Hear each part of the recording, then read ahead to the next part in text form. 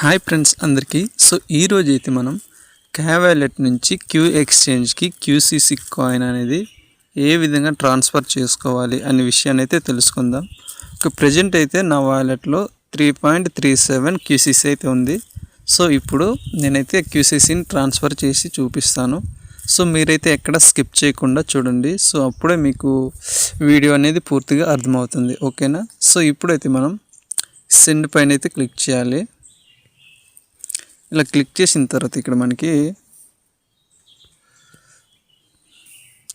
క్యావాలెట్ user and QCC exchange అని 2 options వస్తాయి. మనమైతే ఇప్పుడు క్యూఎస్సీసీ ఎక్స్చేంజ్కి ట్రాన్స్ఫర్ చేయాలి కాబట్టి ఈ సెకండ్ ఆప్షన్ అయితే సెలెక్ట్ చేయాల్సి ఉంటుంది. అండ్ మీరు కనుక ఒకవేళ వేరే క్యావాలెట్ యూజర్కి ట్రాన్స్ఫర్ చేయాలనుకుంటే ఈ ఫస్ట్ వన్ అయితే యూజ్ చేయాలి. ఓకే. నేనైతే ఇప్పుడు క్యూసీసీ ఎక్స్చేంజ్కి అయితే ట్రాన్స్ఫర్ చేస్తున్నాను. ఇక్కడ ఆ సెర్చ్ టోకెన్ అని అడుగుతుంది, మనకి చూసుకోవచ్చు. ప్రజెంట్ అయితే యూఎస్డిటీ, క్యూసీసీ, ఐఎస్డిటీ 3 అయితే కనిపిస్తున్నాయి. నేనైతే సింపుల్గా క్యూసీసీ పైన అయితే క్లిక్ చేస్తాను.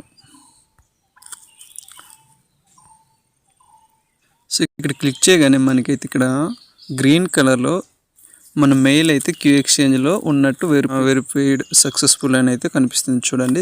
ఈ విధంగా అయితే మనకి గ్రీన్ కలర్లో రావాలి. ఒకవేళ ఇలా రాకపోతే మనము ఎలా చేయాలి ఏంటి అనేది నేను మన ఛానల్లోని వీడియో ఒకటి చేశాను, ఒకసారి చెక్ చేయండి. మనం కింద కూడా చూసుకోవచ్చు, ఇక్కడ బ్యాలెన్స్ 3.3700 అయితే ఉంది. మనం ఇక్కడ ఎన్ని కాయిన్స్ ట్రాన్స్ఫర్ చేయాలనేది అయితే ఎంటర్ చేసి ఇక్కడ ఎంటర్ డీటెయిల్స్ టు కంటిన్యూ పైన క్లిక్ చేయగానే మనకైతే కాయిన్ ట్రాన్స్ఫర్ అవ్వడం జరుగుతుంది. ఇప్పుడైతే నేను ఇక్కడ ప్రజెంట్ 1 అయితే క్లిక్ చేసి చూపిస్తాను.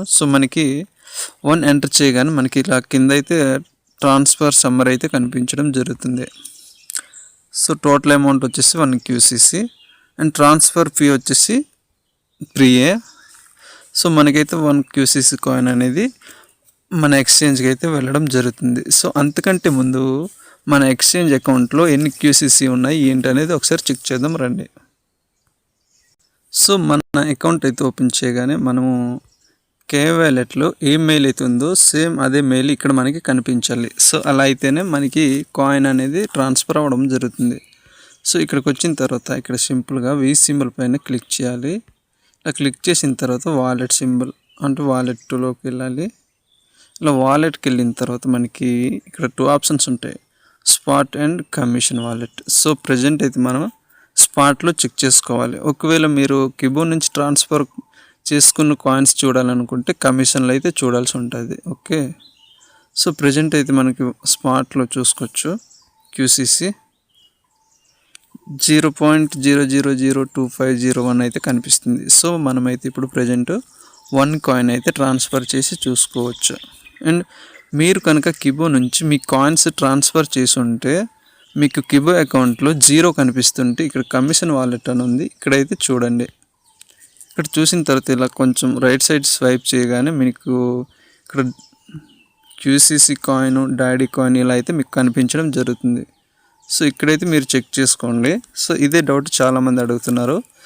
ఈ విషయాన్ని అయితే అందరికీ షేర్ చేయండి, వీడియోని కూడా పూర్తిగా చూడండి. ఓకే.